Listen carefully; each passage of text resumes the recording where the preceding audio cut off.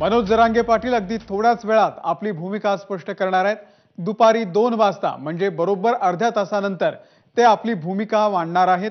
आज त्यांची मुख्यमंत्र्यांसोबत चर्चा झालेली आहे आणि या संदर्भामध्ये नेमकी काय चर्चा झाली, काय निर्णय झालेला आहे, हे सर्व ते आपल्या समाज बांधवांसमोर सांगणार आहेत आणि त्यानंतर पुढचा निर्णय घेणार असल्याचं कळतंय।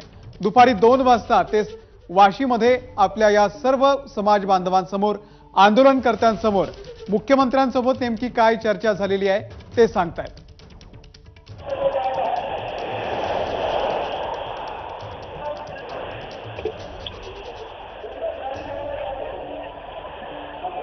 कृष्णा केंडे या संदर्भातले अपडेट आपल्याला देतील। कृष्णा, मनोज जरांगे पाटील आणि शासनाच्या मध्ये सकाळी चर्चा झाली आणि ज्या मागण्या मनोज जरांगे पाटील गेल्या काही दिवसांपासून करतायत, सगळे सोयरे यांना आरक्षणाचा लाभ देण्यासंदर्भात शासनाची भूमिका आणि त्या संदर्भातला अध्यादेश, इतर जे अध्यादेश आहेत असे एकूण 5 ते 6 अध्यादेश या ठिकाणी काढले असल्याची माहिती आहे आणि त्या अध्यादेशात नेमकं काय आहे, त्याचा समाजाला कसा फायदा होईल किंवा नाही होणार, किंवा पुढचं आंदोलन नेमकं काय करायचं, या सगळ्या संदर्भातली भूमिका ते 2 वाजता या ठिकाणी समाजासमोर मांडतील आणि समाजानं होकार दिला तरच या ठिकाणी हे आंदोलन मागे घेतलं जाईल आणि ती मागे घेण्याची घोषणा इथे करायची का आणखी पुढे जाऊन करायची, या सगळ्या संदर्भात निर्णय होण्याची शक्यता आहे। आणि जी एबीपी माझाला माहिती आहे त्यानुसार काही अध्यादेश या ठिकाणी काढलेले आहेत आणि त्या अध्यादेश समाजासमोर मनोज जरांगे पाटील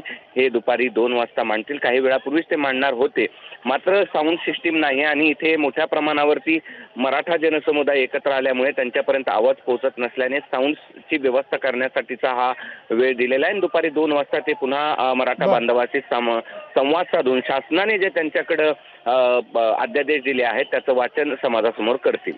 कृष्णा, अत्यंत सकारात्मक अशी चर्चा झाल्याचं कळतंय। या अध्यादेशांमध्ये नेमकं काय असेल?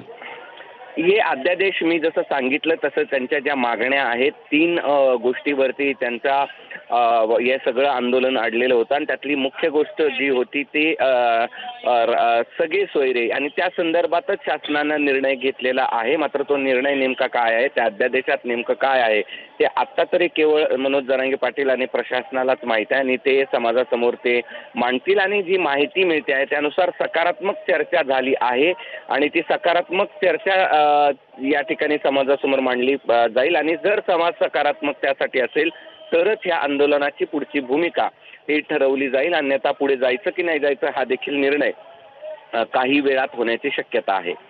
कृष्णा, अपडेट आम्ही तुमच्याकडून घेत राहू। तुर्तास धन्यवाद या संपूर्ण माहितीबद्दल।